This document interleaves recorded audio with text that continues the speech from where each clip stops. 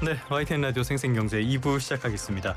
취재부터 뉴스까지 한 큐에 전해드리는 취재 수첩 생생타임즈 시간입니다. 매주 월요일 든든하게 자리를 지켜주는 분들이죠. 이데일리의 김정남 기자, 더구루의 오소영 기자 두 분과 함께하겠습니다. 어서 오십시오.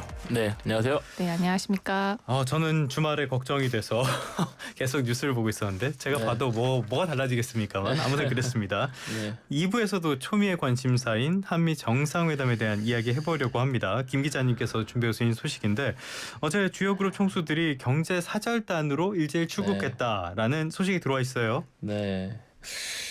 이거 참 이 방송 시작하기 전에도 뭐 말씀 나눴지만 정말 중요한 회담이고 어제 저도 근무를 했지만 파이낸셜 타임스 기사가 좀 눈에 띄더라고요. 그러니까 이재명 대통령이 친중 이미지를 부식시키려고 할 것이다. 결국 마지막에는 이제 중국에 대한 얘기가 좀 나올 것 같은데 그 파이낸셜 타임스는 이재명 대통령을 보고 그러니까 좌파 수장이다 이런 식으로 표현했더라고요. 레프트윙 리더 영어로는. 그 우리나라 사람들은 어떻게 볼지 모르겠지만 어쨌든 간에 전 세계는 그렇게 보고 있다는 뜻입니다. 그러니까 그거를 우리가 돌파를 해야 돼요. 사실 당선 직후에도 미국에서 그런 식의 입장문이 나왔었잖아요. 네, 그러니까. 그거를 저희가 돌파를 해야 되고 특히 상대가 트럼프입니다. 이게 통상의 협상이라고 하면 이제 주고 우리가 받는 건데 이번 같은 경우는 지금 좌파 리더라는 그런 이미지도 있고 해가지고 우리가 얼마나 덜 뺏길까라는 거기에 지금 더 주력해야 될 것 같은데 한국 입장에서는 말 그대로 정말 전례가 없는 총력전을 펼쳐야 되는 건데 이제 세계가 보는 한국의 강점이 제조업이죠. 첨단 제조업 특히.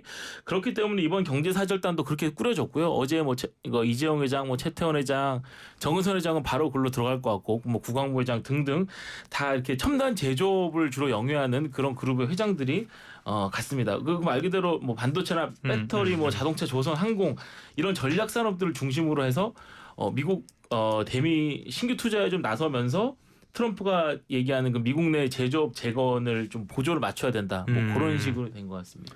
최근에 보면은 트럼프가 브라질에 내정 간섭을 하면서 그 이후로 관세를 막 세게 때리고 이런 상식적이지 못한 상식 밖의 이런 행동들도 보여줬는데 이게 우리에도 영향을 미치지 않을까 좀 걱정되는 부분들도 있고요. 첨단 산업 말씀해 주셨는데 먼저 반도체 한번 살펴보죠. 네, 이번 정상회담을 정말 코앞에 두고 좀 상상하기 어려운 그런 일들이 좀 일어나고 있죠. 이 해괴하고 기괴한 일들이 벌어지고 있죠, 진짜. 이 미국 행정부가 지금 인텔 지분을 10%를 인수를 해서 최대 주주로 올라서서 한국으로 치면 공기업 같이 돼버렸습니다. 그러니까 한국으로 치면 뭐가 있을까요? 한전, 코레일, 가스공사 이런 데가 되겠죠. 인텔이라는 회사가 그렇게 된 겁니다 지금. 정보 효율화한다 그러지 않았었어요? 정보 효율화한다 그러지 않았었어요? 그래서 도시도 만들고 이게 왔다 갔다 하시기 때문에 오락가락하죠. 정신도 오락가락하고. 미국 상무장관 같은 경우는 인텔 경영에 간섭하지 않겠다 이렇게 얘기했는데 잘 모르겠습니다. 이 트럼프 대통령이 반도체 국가주의가 현실화했다 이렇게 업계가 좀 우려를 많이 더 하는 것 같고요. 근데 간밤에 트럼프 SNS에는 또 완벽하게 통제하게 됐다 이렇게 말하던데. 말이 이렇게 저렇게 바뀌기 때문에 X를 계속 봐야 됩니다. 저희도. 이 워낙 이례적이다 보니까 미국 내에서도 평가가 좀 엇갈리는데 CNN 같은 경우는 미국 트럼프 행정부가 이제 글로벌 반도체 리더의 지위를 확고히 하기 위한 그런 노력이 일환이라고 했고 워싱턴 포스트는 그러니까 미국이 중국같이 되는 방식으로 중국을 이기려고 하면 안 된다. 이렇게 지금 표현을 하더라고요. 알겠습니다. 충분히 납득할 만한 이야기인데 인텔은 그렇다 쳐도 TSMC나 삼성전자 이런 쪽에 보조금을 주고 지분을 받아갈 것이다. 러트닉의 말이 있었기 때문에 이게 말이 되는 소리냐 이런 평가가 나오는 거잖아요. 이건 국가 자본주의다. 가능한 겁니까? 이것도 예측이 참 어렵습니다. 솔직히 잘 모르겠습니다. 이게 이 트럼프 대통령은 일단 이런 거래를 많이 할 것이다 이렇게 말은 했고요. 그런데 이제 월스트리트저널을 제가 쭉 보니까 트럼프 행정부는 이 미국 내 투자를 확대하고 있는 반도체 기업들에 대해서는 지분을 요구하지 않을 것이라는 입장이다 이렇게 보도를 했더라고요. 두 개가 완전히 상반되는 얘기인데 물론 TSMC도 노발 대화를 하고 있지만 삼성전자에 대한 그 우리의 그 입장 압박이 우리에게 큰 관심이죠. 지금 요거를 상식선 정도로 생각을 해보면은 이 트럼프 행정부가 이제 그 정상회담 앞두고 이런 지분 확보서를 좀 흘리면서 삼성전자가 반도체 미국 내 투자를 훨씬 더 확대해라 이런 압박 정도로 이렇게 생각할 수 있고 저도 이렇게 생각을 하는데 일단 상식이라는 말 자체가 네. 어불성설인 것 같습니다. 그런데 트럼프는 정말로 지분을 좀 요구할 것 같아서 그게 좀 걱정이 됩니다. 실제로 미국의 그 좌파 대부라고 불리는 버니 샌더스라는 상원 의원이 있습니다. 네네네. 지금 반 트럼프의 선봉에 서 있는 분이죠. 네, 이분이 반 트럼프의 선봉에 서 있는데 이분은 이 트럼프 지분 확보는 지지하고 나섰어요. 그러니까 이 트럼프 대통령이 우파를 대표하는 공화당에서 대통령이 선출되신 분이잖아요. 근데 가장 강경하다는 좌파의 대부가 이 정책을 지지하고 나섰다는 그 의미는 네네네. 이 트럼프 대통령의 이런 일련의 정책들을 보고 우리나라나 뭐 다른 나라 등등의 나라들은 좀 대체 왜 저러지? 약간 이런 식의 반응이 그렇죠. 상식적인데 미국 내에서는 그렇지 그러니까 지지를 받고 있다는 의미입니다. 이게 지금 미국이 최근 몇 년 동안 가장 큰 문제가 미국 경제에서는 그 재정 적자 확대의 문제가 굉장히 심각하거든요. 그렇죠. 네. 근데 그게 미국 내의 어떤 복지라든가 그 이민자들에 대한 그런 그 복지 확대 그런 거에 대한 그 재정 지출일 수도 있지만 미국이 전 세계 모든 이 이슈들의 사사건건 다 어떤 경찰 국가로서 개입하면서 나가는 지출도 있기 때문에 미국 사람들도 보면 굉장히 좀 피로감을 느끼는 게 있었거든요. 맞아요. 그래서 그 부분을 정확하게 지금 트럼프가 파고드는 그런 것도 그런 좀 측면이 좀 있고 특히 이 보조금 투자 확대 이런 거는 얼마든지 뭐 우리가 확대하고 뭐 이렇게 그 현실적으로 묘수를 짜낼 수 있지만 지분 확대로 넘어가면은 좀 민감해지죠. 그래서 TSMC 같은 경우는 우리가 받았던 보조금 다 그냥 안 받아도 되니까 지분 이런 거 하지 마라. 이런 식의 말까지 돌고 있거든요. 그래서 이번 정부하고 삼성전자 같은 경우는 이번에 정상회담을 하는데 트럼프 대통령의 그 발언의 진의가 무엇인지를 일단 정확하게 파악하는 게 중요한 것 같고 오늘 새벽에 어떤 외신을 보니까 이런 보도도 있더라고요. 트럼프가 일단 그 인텔을 국유화했잖아요. 그러니까 이 삼성전자가 인텔의 어떤 한 사업 부분, 그러니까 그 특히 유리기판을 얘기했던데 인텔이 유리기판 사업하다 접었거든요. 근데 삼성전자는 지금 준비하고 있죠. 유리기판 사업을 미래의 유력한 사업 중에 하나로 지금 보고 있으니까 정치적으로나 산업적으로나 그러니까 트럼프가 좋아할 거 아니에요 일단. 그러면은 삼성전자가 유리기판 쪽을 인텔과 협업하면서 우리가 이렇게 하니까 좀 잘 해보자 이런 식의 얘기를 할 수도 있다는 보도도 있더라고요. 그래서 뭐 그것도 한번 내일 이후에 한번 봐봐야 될 것 같습니다. 립 서비스에 그쳤으면 좋겠습니다. 유리기판 말씀드렸는데 이거는 반도체에 사용되는 그냥 최첨단 기판이다 정도 보시면 되겠고요.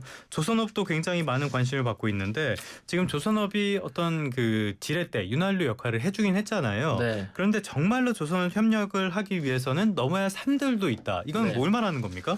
이게 우리나라가 지금 필리조선소 하나오션 인수를 해서 그게 지금 마스가 지렛대가 됐고 요번에 정기선 H현대 수석 부회장 그다음에 이지영 회장이 갈 때 그 삼성중공업 최성환 부회장도 같이 따라갔습니다. 그만큼 조선업이 중요하다는 건데 우리가 조선업 한국의 그 조선업이 굉장히 뛰어나잖아요. 이 조선업이 미국에 도움이 되려면은 미국에 있는 그 존스법이라는 게 있습니다. 그러니까 미국 항구를 오가는 상선은 미국에서만 건조를 하고 미국인이 소유를 하고 미국 선원이 75% 이상이어야 한다는 그 내용인데 그렇지 않으면 미국 연안 출입이 안 돼요.